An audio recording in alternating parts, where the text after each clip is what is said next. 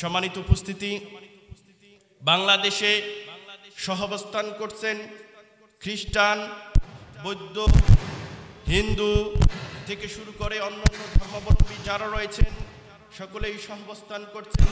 সাম্প্রদায়িক কোনো প্রকারের দাঙ্গা নেই, আমরা খুব সুন্দরভাবে অবস্থান করছি।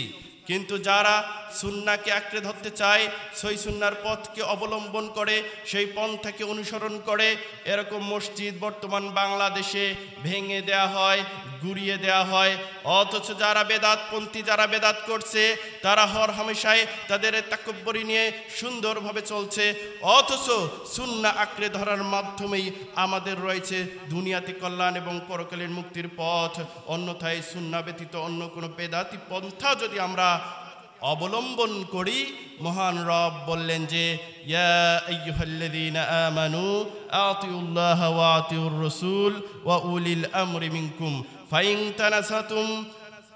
মহান রব সূরা নিসার 59 নম্বর আয়াতে বলতেছেন ইয়া আইয়ুহাল্লাযীনা আমানু, ও হে বিলিভার্স, ও হে বিশ্বাসীগণ, আতিউল্লাহ, তোমরা আল্লাহ তাআলার ইতাআত করো, আল্লাহ তাআলার আনুগত্য করো, ওয়া আতিউর রাসূল, এবং রাসূল সাল্লাল্লাহু আলাইহি সাল্লামের ইতাআত করো, ওয়া উলিল আমরি মিনকুম, এবং তোমাদের যে আমির রয়েছে, নেতা রয়েছে, তারও ইতাআত করো। ফাইন তানাসাতুম ফি শাইইন, যদি কোনো বিষয়ে মতপার্থক্য হয়, ইখতিলাফ হয়, ফারুদ্দুহু ইলাল্লাহি ওয়ার রাসূল, তাহলে সে বিষয়টিকে তোমরা প্রত্যাবর্তিত করো আল্লাহ এবং তার রাসূল সাল্লাল্লাহু আলাইহি ওয়াসাল্লামের দিকে। অতএব যে বিষয়ে ইখতিলাফ হবে, মত পার্থক্য হবে, মতানৈক্য হবে, তাকে নিয়ে যেতে হবে ফিকহার কাছে নয়, নিয়ে যেতে হবে আল্লাহ এবং তার রাসূল সাল্লাল্লাহু আলাইহি ওয়াসাল্লাম কি বলেছেন, কোন পন্থা দিয়েছেন, কোন পদ্ধতি দিয়েছেন, সেদিকেই আমাদেরকে যেতে হবে। কথা বলেন। সম্মানিত উপস্থিতি, যদি আমরা এই পন্থা, এই পদ্ধতি অবলম্বন করতে না পারি, মহান রব হুঁশিয়ারি করে বললেন যে ইন কুনতুম তুমিনুনা বিল্লাহি ওয়াল ইয়াউমিল আখির। এই কাজটা আমরা কখন করব? যে আমাদের মতপার্থক্য হয়েছে, ইখতিলাফ হয়েছে, এই বিষয়টিকে আমরা আল্লাহ এবং তার রাসূলের দিকে প্রত্যাবর্তন করব, রিটার্ন করব, যে আসলে কি বলে কোরআন এবং হাদিস। এটা কাদেরকে বললেন? মহান রব বললেন যে ইন কুনতুম তুমিনুনা বিল্লাহি ওয়াল ইয়াউমিল আখির, যদি তোমরা আল্লাহ এবং পরকালের প্রতি বিশ্বাস রাখো। তো যে মুসলিম ইমানদার নিজেকে দাবি করে, সে যদি আল্লাহ তাআলার উপরে ঈমান না রাখেন এবং পরকালের প্রতি ঈমান না রাখেন, তাহলে তিনি কি মুমিন হতে পারবেন? কোশ্চেন হলো it's quite impossible for him. এটা তার পক্ষে সম্ভবই নয় যে তিনি মুমিন থাকবেন এমত অবস্থায় আল্লাহ এবং যদি পরকালে বিশ্বাস না করেন। আর মহান রব বললেন যে যদি তোমরা আল্লাহ এবং পরকালে বিশ্বাস করো, তাহলে তোমরা এই বিষয়টিকে, যে ইখতিলাফের বিষয়টি রয়েছে, সেই বিষয়টিকে তোমরা প্রত্যাবর্তিত করে দাও আল্লাহ এবং তার রাসূলের দিকে। তোমরা এই মসজিদ ভেঙো না, তোমরা এই ফাসাদ সৃষ্টি করো না, তোমরা এই গোলযোগ করো না, তোমরা এই হট্টগোল করো না। সুন্দর কথা না? যালিকা খায়রুন ওয়া আহসানু তাঈলা, এটি হবে কল্যাণকর এবং পরিণতির দিক থেকে উত্তম। মহান রব বললেন সূরা নিসার 59 নম্বর আয়াতে। সম্মানিত উপস্থিতি, আমরা একটা জিনিস অনেক সময় বুঝতে পারি না। আপনারা বলবেন যে হুজুর আপনি খুতবা দিচ্ছেন, আপনি কোন মানহাজের, কোন আকীদার? আমি এখনো পর্যন্ত আমাকে ডিমান্ড করি যে আমি একজন হানাফি। আপনারা বলবেন যে হানাফি হুজুর আমাদের এই মসজিদে এসেছেন, সমস্যা কোথায়? সমস্যা তো আমি দেখতে পাই না, কারণ মহান রব এখানে বললেন যে কোরআন হাদিসের দিকে ফিরে যেতে। আর ইমাম আবু হানিফা রাহিমাহুল্লাহ বললেন যে ইদা সাহাল হাদিসি ফাহুয়া মাযহাবি, যদি তোমরা কোনো সহিহ হাদিস দেখো তাহলে মনে রাখো সেটাই আমার মাযহাব। আমি সহিহ হাদিস পালন করি, আমি কোরআনের অনুসরণ করি, তাহলে আমি তো কঠোরপন্থী, আমি তো ইমাম আবু হানিফা রাহিমাহুল্লাহর কথাটা মানলাম।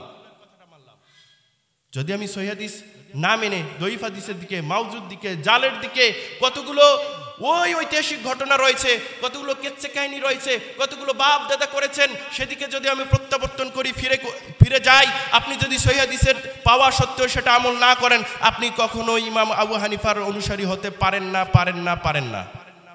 অতএব আমি সহিহ হাদিস অনুসরণ করি, আমি ইমাম আবু হানিফা রাহিমাহুল্লাহর অনুসারী। সম্মানিত উপস্থিতি, ইমাম আবু হানিফা রাহিমাহুল্লাহ বলেছেন যদি আমার কোনো মতামত কোরআন এবং হাদিসের সাথে ইখতিলাফ হয়, তাহলে আমার বিষয়টিকে তোমরা দেয়ালে ছুঁড়ে মারো। আর তোমরা কোরআন এবং হাদিসকেই, এই সহিহ সুন্নাহকেই আঁকড়ে ধরো। সম্মানিত উপস্থিতি, আপনারা বলবেন যে এই যে বেদাত সৃষ্টি হয়েছে, এই বেদাতটা কিভাবে বুঝবো? যেমন আমাকে অনেকেই অনেক দিন প্রশ্ন করেছেন, একটু কষ্ট হচ্ছে, বিদ্যুৎ নেই তো, একটু কষ্ট করে শোনেন, আল্লাহ তাআলা এর ফলে বারাকা দান দিবেন। যে ইবাদত করতে যত কষ্ট করতে হয় তার সওয়াবও বেশি পাওয়া যায় ইনশাআল্লাহ তাআলা।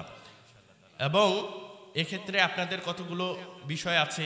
বাসা থেকে যখন কেউ বের হয় পায়ে হেঁটে আসতে হয়, ওয়ালাম ইয়ামশি ওয়ালা ইয়ারকাব, ইয়ামশি ওয়ালাম ইয়ারকাব, মানে পায়ে হেঁটে আসে, বাহনে করে নয়।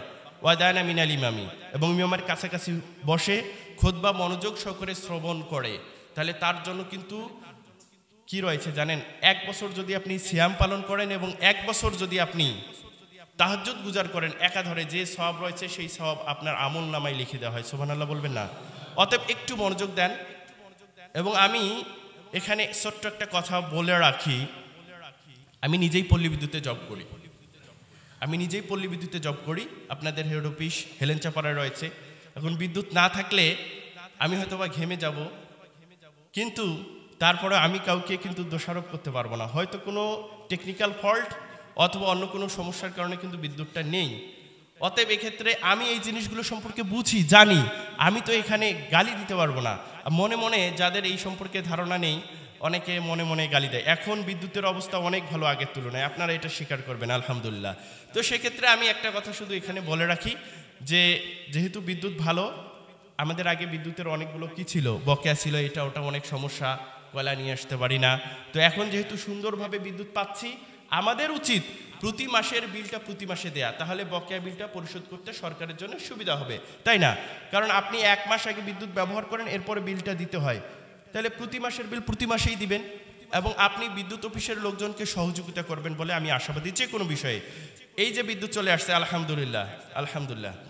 দেখেন, একটা জিনিস আমি শুধু আপনাদের বলি, এই বিদ্যুৎটা আসছে আপনার বীরগ্রাম থেকে। এটা প্রসঙ্গক্রমে বিদ্যুৎ চলে গেছে, সবাই ঘেমে গেছেন, এজন্য আমি বলতেছি, আমি নিজেও ঘেমেছি। আপনার বাড়ির আশেপাশে লাইন আছে না? একটা এইচটি লাইন রয়েছে, একটা এলটি লাইন রয়েছে, দেখবেন 3 তারের লাইন রয়েছে বা 1 তারের লাইন রয়েছে। আপনি গাছ লাগিয়েছেন, এই ফ্যানটা বন্ধ করতে হবে, বন্ধ করেন, কষ্ট হলে বন্ধ করেন। যদি আপনি গাছ লাগান, আপনি সবসময় বিদ্যুৎ অফিসকেই দোষ আরোপ করবেন এমনটা নয়। একটা গাছ লাগিয়েছেন, আপনার বাড়িতে এসেছে লোকজন গাছ কাটার জন্য, ডালটা কাটতে দেননি। যদি কোনোভাবে এই কামার পাড়ায় একটা ডাল তারের উপরে পড়ে, তাহলে বীরগ্রাম থেকে পুরো লাইনটা বন্ধ হয়ে যায়। আমি বোঝাতে পারি নাই, নিজেরও কিছু দায়িত্ব কর্তব্য আছে। অতএব যখন গাছপালা কাটতে আসবে তখন সহযোগিতা করবেন, যাতে আমরা বিদ্যুৎটা নিরবচ্ছিন্ন পাই। সম্মানিত উপস্থিতি, যে জায়গায় আমি গিয়েছিলাম, যে আমাদেরকে এই মসজিদে এসে আমরা খুতবা শুনতেছি, মনোযোগ সহকারে শুনবেন, এই কথাগুলো যেন আমরা পরবর্তী জীবনে কাজে লাগাতে পারি। তো অনেকেই প্রশ্ন করে যে নতুন সৃষ্টি আপনারা বলেন, রাসূল সাল্লাল্লাহু আলাইহি সাল্লামের যুগে বিমান ছিল না, হেলিকপ্টার ছিল না, টাইল ছিল না, মাইক ছিল না, এগুলো কোনো ফ্যান ছিল না, তাহলে আপনারা তো এগুলো ব্যবহার করতেছেন, এটা কি বেদাত নয়? দুটি মূলনীতি আমি আপনাদেরকে মনে রাখতে বলবো, একটা হচ্ছে সুন্নাহ আর বেদাত। বেদাত বলা হয় লিদ্দিন ফিদ্দিন, দিনের মধ্যে দিনের জন্য, অর্থাৎ আপনি দিন ইবাদত যেগুলো করতেছেন, ইবাদত, এই ইবাদতের পদ্ধতির ক্ষেত্রে হয় সুন্নাহ আর বেদাত। সুন্নাহ মানে কি? সুন্নাহ এমনিতে সাধারণ আরবি সুন্নাহ শব্দের অর্থ হচ্ছে পথ, পন্থা, পদ্ধতি। যে কোনো কারোর পথ, পন্থা, পদ্ধতি হতে পারে। ইমাম আবু হানিফা রাহিমাহুল্লাহ যেটা দিয়েছেন মাযহাব, মানে ওই পথ, পন্থা, পদ্ধতি, ওটাও একটা পদ্ধতি, আর রাসূল সাল্লাল্লাহু আলাইহি সাল্লাম যা দিয়েছেন এটাও একটা পদ্ধতি। তো ইমাম আবু হানিফা রাহিমাহুল্লাহ চেষ্টা করেছেন রাসূল সাল্লাল্লাহু আলাইহি সাল্লামের পদ্ধতি দিতে। যদি কোনো বিষয়ে ইখতিলাফ দেখা যায়, এই জন্য ইমাম আবু হানিফা রাহিমাহুল্লাহ বলেছেন যে যেটা সহিহ কোরআন হাদিসে রয়েছে, আমার মতকে তোমরা দেয়ালে ছুঁড়ে মেরে সেটাকেই গ্রহণ করো। সম্মানিত উপস্থিতি, তাহলে এই যে আমরা আসতেছি ইবাদতের ক্ষেত্রে মনে রাখবেন সবগুলোই হচ্ছে বেদাত। সব কিছুই, সব পদ্ধতি, সব পন্থাই, সব পথই হচ্ছে বেদাত, যেটা রাসূল সাল্লাল্লাহু আলাইহি সাল্লামের সঙ্গে মিলে যাবে না। আই রিপিট, আপনি একটা ইবাদত করতেছেন, ইবাদতের উদ্দেশ্য কি? মুসলমান কোনো কাজ করে, যখন করবে তখন সবের উদ্দেশ্যে করবে। আপনি বাড়ি থেকে বের হয়েছেন, বাড়িতে প্রবেশ করেছেন, সবগুলোর পদ্ধতি রয়েছে, সুন্নাহ পদ্ধতি রয়েছে। আপনি ইবাদত করতেছেন, রাসূল সাল্লাল্লাহু আলাইহি ওয়াসাল্লাম কিভাবে শিখিয়েছেন, এটি হচ্ছে সুন্নাহ পদ্ধতি। এই রাসূল সাল্লাল্লাহু আলাইহি ওয়াসাল্লামের পদ্ধতি ব্যতীত অন্য যে কোনো পদ্ধতি যদি আসে তাহলে সেটা হচ্ছে বেদা। এখন আপনি বলবেন যে বেদা বেদা বেদা করেন, বেদা সবগুলোই, বেদা সবগুলোই। এই যে আমি কি করতেছি বলেন তো দেখি, খুতবা দিচ্ছি, কিভাবে দিচ্ছি? দাঁড়িয়ে দিচ্ছি। কেন দিচ্ছি? রাসূল সাল্লাল্লাহু আলাইহি ওয়াসাল্লাম দাঁড়িয়ে দিয়েছেন, এই মর্মে আমরা হাদিস জানি, এজন্য এটা সুন্নাহ। তাহলে খুতবা দেওয়ার সুন্নাহ পদ্ধতি কি? দাঁড়িয়ে। পদ্ধতি কয়টা পেয়েছি? একটা। সবাই এই ব্যাপারে একমত? আমি যদি একটু এইভাবে যদি দেই, আমি এইভাবে যদি দেই, আমি আবার এইভাবে কাত হয়ে যদি দেই, কথা বোঝেন ভালো করে, এইভাবে যদি দেই, কথা বুঝতেছেন কি? মানে আমাকে দাঁড়িয়ে থেকে খুতবা দিতে হবে। পদ্ধতি কয়টা পেয়েছি? একটা। এটা হচ্ছে সুন্নাহ। আর আমি যদি কাত হয়ে দেই, এপাশ দেই, পিছনে ফিরে দেই, সামনে ফিরে দেই, বসে দেই, যে কোনো ভাবে দেই, সবগুলাই কি? বেদা। কথা মনে হয় আপনারা ক্লিয়ার। তার মানে বেদার পদ্ধতি, বেদা অনেক হতে পারে, যেটা রাসূল সাল্লাল্লাহু আলাইহি ওয়াসাল্লামের সঙ্গে মিলে যাচ্ছে সেটা হচ্ছে সুন্নাহ। এখন অনেক ক্ষেত্রে কোনো পদ্ধতির ক্ষেত্রে যদি রাসূল সাল্লাল্লাহু আলাইহি ওয়াসাল্লামের পদ্ধতি না পাই, সেক্ষেত্রে আমরা গ্রহণ করি, দেখি যে সাহাবায়ে কেরামের কোনো আমল আছে কি না। সেই আমলটা যদি দেখা যায় যে পাওয়া যায়, এটা আসার, এক্ষেত্রেও পালন করা যায়। কিন্তু যে পদ্ধতি রাসূল সাল্লাল্লাহু আলাইহি ওয়াসাল্লামের রয়েছে, সেই পদ্ধতিতে যদি অন্য কারো পদ্ধতি পাওয়া যায় সাহাবায়ে কেরামেরও, আমাদেরকে প্রায়োরিটি দেওয়া হবে কোনটাতে? রাসূল সাল্লাল্লাহু আলাইহি ওয়াসাল্লামের পদ্ধতিকে। সম্মানিত উপস্থিতি, তবে সাহাবায়ে কেরাম রাসূল সাল্লাল্লাহু আলাইহি ওয়াসাল্লামকে কিভাবে মান্য করতেন সে বিষয়ে আমি কথা সামনে বলবো। আম্মা জান আয়েশা রাদিয়াল্লাহু আনহা থেকে একটি হাদিস বর্ণিত, যে হাদিসটি আপনারা বুখারীতে পেয়ে যাবেন 2697 নম্বরে, মুসলিমের 1718 নম্বরে।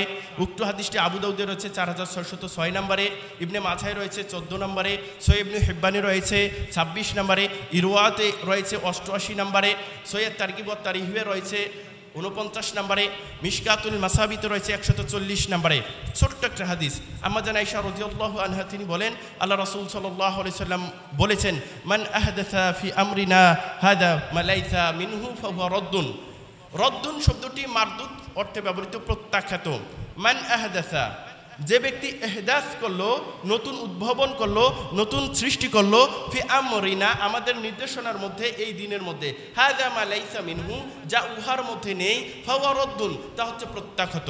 একজন ব্যক্তি আজকে এসে নতুন কোনো পদ্ধতি, নতুন কোনো পন্থা, নতুন কোনো কিছু সৃষ্টি করতে পারেন। কিসের ক্ষেত্রে বলেন তো দেখি? ইবাদতের ক্ষেত্রে।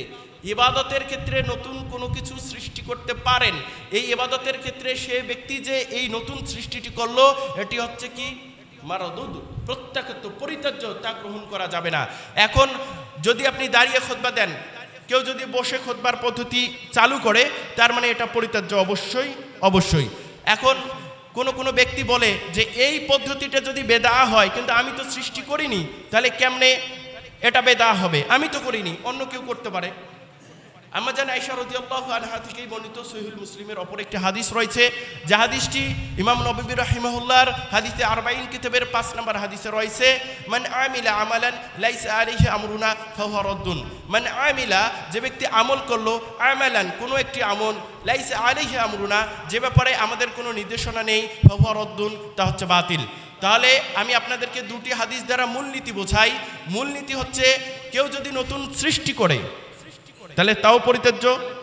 আর কেউ যদি মান আমিলা আমল করলো, আমালান এমন কোন আমল, লাইসা আলাইহি আমরুনা যে ব্যাপারে আমাদের কোনো নির্দেশনা নেই, ফাহুয়া রাদ্দুন তা পরিত্যাজ্য, তা প্রত্যাখ্যাত, তা মারদুদ। ওই ব্যক্তি নিজেও সৃষ্টি করতে পারে, পূর্বেও সৃষ্টি থাকতে পারে, যে ব্যাপারে রাসূল সাল্লাল্লাহু আলাইহি সাল্লাম সাহাবায়ে কেরামের সুস্পষ্ট কোনো নির্দেশনা নেই, তাও পরিত্যাজ্য। তার মানে নিজে সৃষ্টি করলেও পরিত্যাজ্য, পূর্বে সৃষ্টি যদি হয় যা কোরআন এবং হাদিসে নেই, তাও পরিত্যাজ্য। আশা করি সবাই ক্লিয়ার। সম্মানিত উপস্থিতি, আমাদেরকে এই হাদিসগুলোর ক্ষেত্রে কিভাবে অকাট্যভাবে গ্রহণ করতে হবে, কেন আমরা এটা অনুসরণ করব? কারণ এই অনুসরণ করার মাধ্যমেই আমাদের কি রয়েছে, আমরা জান্নাত পেতে পারি। আবু হুরায়রা রাদিয়াল্লাহু আনহু থেকে বর্ণিত, তিনি বলেন, আল্লাহ রাসূল সাল্লাল্লাহু আলাইহি সাল্লাম বলেছেন, যে হাদিসটি বুখারীতে রয়েছে, সহিহুল বুখারীতে 7280 নম্বরে রয়েছে। উক্ত হাদিসটি মিশকাতুল মাসাবিতে 143 নম্বরে রয়েছে। আল্লাহ রাসূল সাল্লাল্লাহু আলাইহি ওয়াসাল্লাম বলেন, কুল্লু উম্মতি ইয়াদখুলুনাল জান্নাহ ইল্লা মান আবা। কিলা ওয়া মান আবা ইয়া রাসূলুল্লাহ? ক্বালা মান আতানি দাখালাল জান্নাহ ওয়া মান আসানি ফাকাদ আবা। আল্লাহ রাসূল সাল্লাল্লাহু আলাইহি ওয়াসাল্লাম সুস্পষ্ট করে বললেন যে আমার প্রত্যেকটা উম্মতি জান্নাতে প্রবেশ করবে। কারা? প্রত্যেকটা উম্মতি জান্নাতে প্রবেশ করবে, শুধু সে ব্যতীত যে অসম্মত হলো, যে যেতে রাজি হলো না। কোথায় যেতে রাজি হলো না? জান্নাতে যেতে, জান্নাতে প্রবেশ করতে রাজি হলো না, সে ব্যতীত প্রত্যেকেই কোথায় যাবে? জান্নাতে প্রবেশ করবে। এখন আল্লাহ রাসূল সাল্লাল্লাহু আলাইহি ওয়াসাল্লামকে জিজ্ঞাসা করা হলো, এখানে যারা আছেন, যারা মুসলিম নিজেকে দাবি করেন, 5 ওয়াক্ত যে নামাজ পড়ে না সেও নিজেকে দাবি করে মুসলিম হিসেবে, যদিও হাদিস বলে ভিন্ন কথা, যে বাইনাল কুফরি ওয়াল ঈমানি তারকুস সালাহ, কুফর এবং ঈমানের মধ্যে পার্থক্যই হচ্ছে সালাহ। যে ব্যক্তি সালাত ছেড়ে দিল, মান তারাকা সালাহ ফাকাদ কাফারা, যে ব্যক্তি সালাত ছেড়ে দিল সে কুফরি করলো। আচ্ছা, কথার কথা বললাম, যে ব্যক্তি 5 ওয়াক্ত সালাত পড়ে না সেও নিজেকে মুসলিম দাবি করে, এবং তাকেও যদি বলা হয় যে ভাই তুমি জান্নাতে যেতে চাও কিনা, সে জান্নাতে যেতে চায়, কিন্তু মুখের কথাই হবে না। আল্লাহ রাসূল সাল্লাল্লাহু আলাইহি ওয়াসাল্লাম এমনটা বলেন, মুখের কথাই হবে না, প্রত্যেকটা উম্মতই তো আমার জান্নাতে প্রবেশ করবে, শুধু সে ব্যতীত যে যেতে অস্বীকার করলো। এখন আল্লাহ রাসূল সাল্লাল্লাহু আলাইহি ওয়াসাল্লামকে জিজ্ঞাসা করা হলো, কে আবার এমন আছে যে যেতে অস্বীকার করলো, যে জান্নাতে প্রবেশ করতে অস্বীকার করলো? তখন আল্লাহ রাসূল সাল্লাল্লাহু আলাইহি ওয়াসাল্লাম বলেন, মান আতানি দাখালাল জান্নাহ, যে ব্যক্তি আমার ইতাআত করলো, আনুগত্য করলো, সে জান্নাতে প্রবেশ করবে। ওয়া মান আসানি, যে আমাকে অস্বীকার করলো, যে আমাকে মান্য করলো না, ফাকাদ আবা, সেই তো অসম্মত হলো। কথা কি ক্লিয়ার? আল্লাহ রাসূল সাল্লাল্লাহু আলাইহি ওয়াসাল্লামকে কি করতে হবে? ইতাআত করতে হবে। আল্লাহ রাসূল সাল্লাল্লাহু আলাইহি ওয়াসাল্লাম জীবনে কখনো বলেছেন যে 5 ওয়াক্ত সালাত পড়া যাবে না? শুধু ওই ক্ষেত্রে না, নামাজের পদ্ধতি, সল্লু কামা রাআইতুমুনি উসাল্লি, তোমরা যেভাবে আমাকে সালাত আদায় করতে দেখো সেভাবেই তোমরা সালাত আদায় করো। শুধু তাই নয়, রাসূল সাল্লাল্লাহু আলাইহি ওয়াসাল্লামের প্রত্যেকটা বিষয়েই আমাদেরকে ইতাআত করতে হবে যেভাবে তিনি করেছেন। সম্মানিত উপস্থিতি, কথা অনেক আছে কিন্তু সময়ের স্বল্পতা একেবারেই হবে, আমি একটু সামনের দিকে যাই। সম্মানিত উপস্থিতি, আপনারা বুঝতে পেরেছেন এই অত্র হাদিস থেকে যদি আমরা জান্নাতে যেতে চাই, তার মানে আল্লাহ রাসূল সাল্লাল্লাহু আলাইহি ওয়াসাল্লামের ইতাআত করতে হবে। সহিহুল বুখারীর 7281 নম্বর হাদিস, জাবের রাদিয়াল্লাহু আনহু থেকে বর্ণিত লং একটি হাদিস, যে হাদিসটি মিশকাতুল মাসাবিতে 144 নম্বরে রয়েছে। তিনি বলেন, আল্লাহ রাসূল সাল্লাল্লাহু আলাইহি ওয়াসাল্লামের কাছে জাআত মালাইকাতুন ইলা নবী সাল্লাল্লাহু আলাইহি ওয়াসাল্লাম ওয়া হুয়া নাঈমুন, একদল মালাক ফেরেশতা আল্লাহ রাসূল সাল্লাল্লাহু আলাইহি ওয়াসাল্লামের নিকটে আসলেন। এসে আল্লাহ রাসূল সাল্লাল্লাহু আলাইহি ওয়াসাল্লামের কাছে আসলেন যখন, তখন কিছু মালাক বলতেছেন, ফেরেশতা বলতেছেন, ফাকালা বা'তুহুম ইন্নাহু নাঈমুন ওয়া ক্বালা বা'তুহুম ইন্নাল আইনা নাঈমাতুন ওয়াল কলবা ইয়াকযান। কিছু ফেরেশতা বললেন যে আল্লাহ রাসূল সাল্লাল্লাহু আলাইহি ওয়াসাল্লাম যেহেতু সে সময় ঘুমাচ্ছিলেন, ওয়া হুয়া নাঈমুন, জাআত মালাইকাতুন ইলা নবী সাল্লাল্লাহু আলাইহি ওয়াসাল্লাম ওয়া হুয়া নাঈমুন। যখন ফেরেশতারা আসলেন আল্লাহ রাসূল সাল্লাল্লাহু আলাইহি ওয়াসাল্লামের কাছে, তখন আল্লাহ রাসূল সাল্লাল্লাহু আলাইহি ওয়াসাল্লাম ঘুমন্ত অবস্থায় ছিলেন। কিছু মালাক বলতেছেন যে তিনি তো ঘুমাচ্ছেন, আর কিছু মালাক বলতেছেন যে আল্লাহ রাসূল সাল্লাল্লাহু আলাইহি ওয়াসাল্লাম ঘুমাচ্ছেন ঠিক আছে, তার চক্ষু নিদ্রিত অবস্থায় রয়েছে কিন্তু তার অন্তর জাগ্রত। এজন্য নবী রাসূলগণ স্বপ্নে যা দেখেন তাও ওহী। সম্মানিত উপস্থিতি, তখন কিছু ফেরেশতা বললেন যে ইন্নালি সাহিবুকুম হাযা মাসালা, তোমার এই সাথীর জন্য, সঙ্গীর জন্য একটা উদাহরণ রয়েছে, একটা তাৎপর্য রয়েছে, এই উদাহরণটা বলো। তখন কিছু মালাক বললেন তিনি তো ঘুমাচ্ছেন, আর কিছু মালাক কি বললেন যে তিনি, তার চক্ষু ঘুমাচ্ছে কিন্তু তার অন্তর জাগ্রত রয়েছে। তখন আল্লাহ রাসূল সাল্লাল্লাহু আলাইহি ওয়াসাল্লামকে বলা হচ্ছে, ফেরেশতাগণ বলতেছেন যে মাসালুহু কামাসালি রাজুলিন বানা দারান ওয়া জাআলা ফিহা মা'দুবাতান ওয়া বা'সা দা'iয়ান। তার উদাহরণটা হচ্ছে এরকম উদাহরণ, কোন একজন ব্যক্তি যে একটা গৃহ নির্মাণ করলো, সেখানে একটা খানার ব্যবস্থা করলো, ভোজের ব্যবস্থা করলো, একজন আহ্বানকারী রাখলো। ফামান আজাবা দাইয়া দাখালা দারা ওয়া আকালা মিনাল মা'দুবা, যে ব্যক্তি ওই আহ্বানকারীর আহ্বানে সাড়া দিল সে গৃহে প্রবেশ করবে এবং সে ভোজন থেকে খাবে, ওই যে আয়োজন করা হয়েছে খানা পিনার, এই খানা থেকে খাবে। আবার বলা হচ্ছে ওমান লাম ইউজিবিদ দাইয়া লাম ইয়াদখুলিদ দারা ওয়া লাম ইয়াকুল মা'দুবা, আর যে ব্যক্তি ওই আহ্বানকারীর আহ্বানে সাড়া দিবে না সে গৃহে প্রবেশ করতে পারবে না, সে খেতেও পারবে না। তখন আল্লাহ রাসূল সাল্লাল্লাহু আলাইহি ওয়াসাল্লাম তো ওই অবস্থায় আছেন। কিছু ফেরেশতা তখন বললেন যে আইয়্যুহা লাহু ইয়াফকাহা, এই যে উদাহরণটা দেয়া হলো, এই উদাহরণটার তাৎপর্য কি, সারমর্ম কি, সারাংশ কি, এটি বুঝিয়ে বলো। কথা সবাই বুঝতে পেরেছেন? একটা উদাহরণ দেওয়ার জন্য মালাক এসেছেন, মালাইকারা ফেরেশতাগণ এসেছেন। তখন কি উদাহরণটা দিলেন? উদাহরণটা ছিল যে একজন ব্যক্তি একটা গৃহ নির্মাণ করেছে, সেখানে একটা খানার ব্যবস্থা করেছে, খানা পিনার ব্যবস্থা রয়েছে, একজন আহ্বানকারী রেখেছেন। ওই আহ্বানকারী ডাকতে থাকে লোকজনকে, যারা তার ডাকে সাড়া দিয়েছে তারা ওই গৃহে প্রবেশ করেছে, এবং সেই ওই ব্যক্তি যারা প্রবেশ করেছে তারাই ওই খানা থেকে খেতে পেরেছে। আর যারা আহ্বানে সাড়া দেয়নি তারা প্রবেশও করতে পারবে না, তারা খেতেও পারবে না। তখন কিছু ফেরেশতা বলতেছেন যে তিনি তো ঘুমাচ্ছেন, আর কিছু ফেরেশতা বলতেছেন না, তার চোখ নিদ্রিত, তিনি কিন্তু তার কল্প জাগ্রত।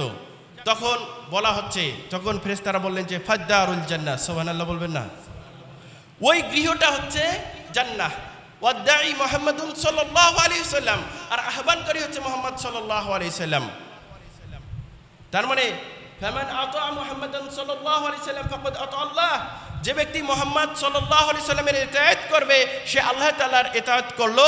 ওয়া মান আসা মুহাম্মাদান সাল্লাল্লাহু আলাইহি সাল্লাম ফাকাদ আসাল্লাহ, আর যে ব্যক্তি মুহাম্মদ সাল্লাল্লাহু আলাইহি সাল্লামের ইতাআত করলো না, অস্বীকার করলো, অমান্য করলো, সে আল্লাহ তাআলার অমান্য করলো। ওয়া মুহাম্মাদুন সাল্লাল্লাহু আলাইহি সাল্লাম ফারকুন বাইনান নাস, আর মুহাম্মদ সাল্লাল্লাহু আলাইহি সাল্লাম এসেছেন মানুষদের মধ্যে বিভেদ সৃষ্টি করার জন্য, প্রভেদ সৃষ্টি করার জন্য।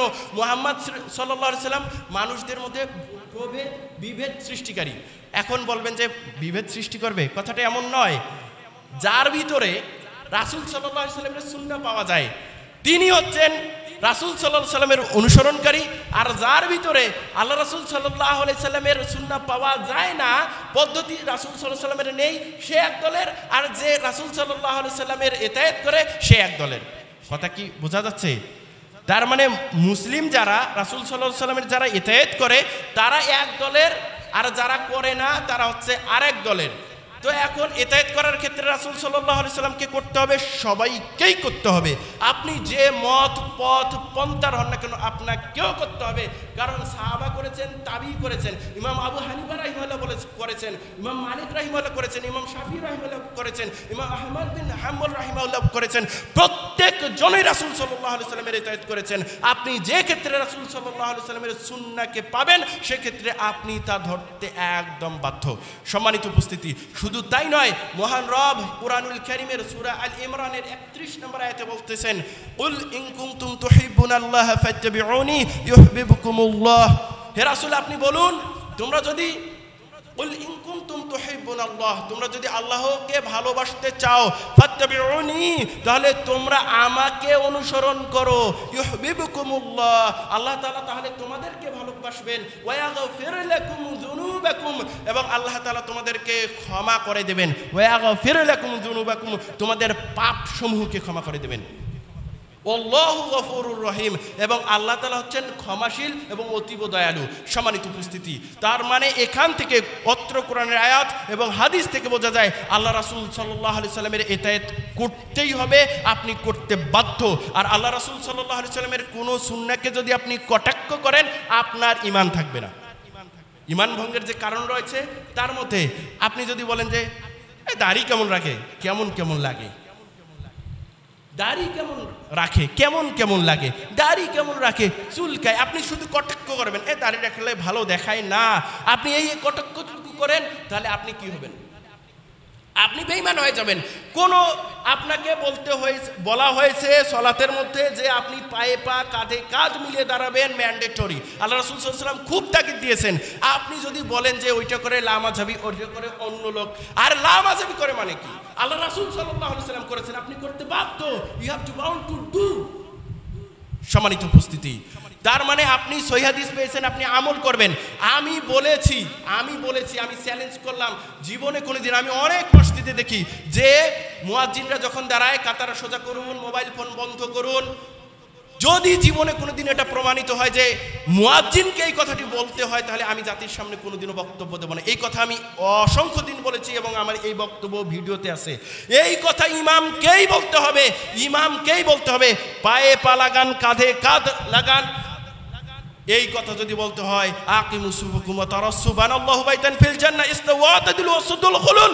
কাতার সোজা করুন, ফাঁকা জায়গা বন্ধ করুন, কাঁধে কাঁধ লাগান, পায়ে পা লাগান, এই কথা ইমাম বলতে বাধ্য, কারণ আল্লাহ রাসূল সাল্লাল্লাহু আলাইহি সাল্লাম সম্মানিত মানুষ, উনি নিজেই এই কথা বলেছেন।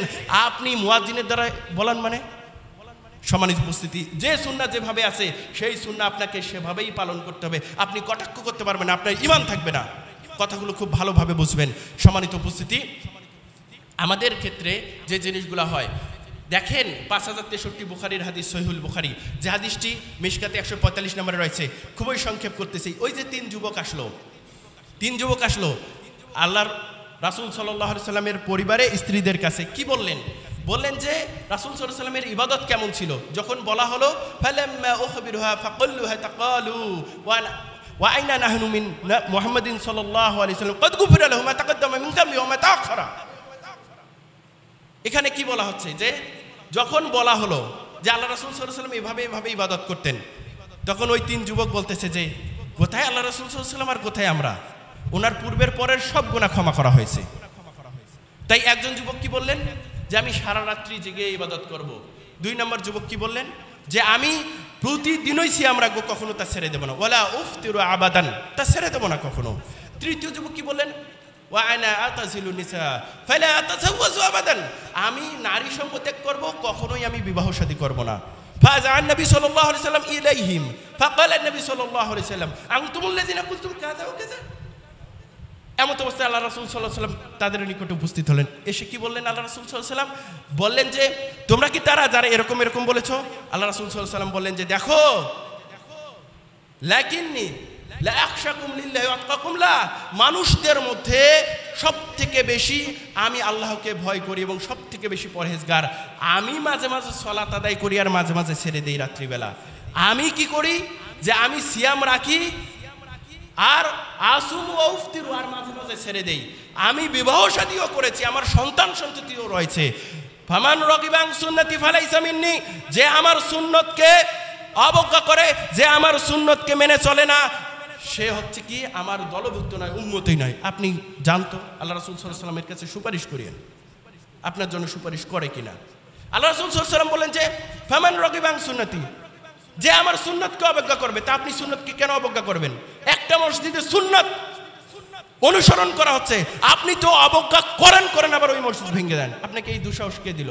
আপনি তো হিন্দুদের মন্দির ভাঙতে পারেন না, আপনাকে বলি নাই, ইসলামে এটা শিক্ষা নয় আপনি মন্দির ভাঙেন, আপনি গির্জা ভাঙেন, আপনাকে বলা হয়নি। কিন্তু আপনি তো মন্দির ভাঙার সাহস পান না, কিন্তু আপনি কিভাবে মসজিদ ভাঙার সাহস পান? আর আপনাকে একটা কথা আমি জানিয়ে দিতে চাই, আপনি মুফতি সাহেব, আপনি মৌলানা সাহেব, আপনি বড় হুজুর, আপনাকে বলি ওই মসজিদের যে জমিদাতা, এই মসজিদের যে জমিদাতা, উনি যদি এসে বলে যে আমার জমি, উনি কি বলতে পারবেন? এখানকার যদি মুসল্লিরা বলে যে এই মসজিদ আমাদের, এই জমি আমাদের, আমাকে দেন, কেউ বলতে পারবে? যখন কোন মসজিদের জমি ওয়াকফ হয়ে যায়, যেমন ভারতে ওয়াকফ হয়েছে জমিগুলো, সে জমি আর কারো থাকে না, সেই জমি আল্লাহর হয়ে যায়। কার হয়ে যায়? আর ওই জায়গায় যখন মসজিদ নির্মিত হয়, এটা কি বাইতুল্লাহ, আর এই বাইতুল্লাহকেই ভেঙে ফেলে, সে কিসের মুফতি, সে কিসের মাওলানা, সে কিসের হুজুর? তাকে কোশ্চেন করলো, 2 পয়সারও দাম দেই না আমার মতো মানুষ, কিসের মসজিদ ভাঙবেন আপনি? আপনি মসজিদ গড়ছেন কয়টা? আপনি মসজিদ তৈরি করেন।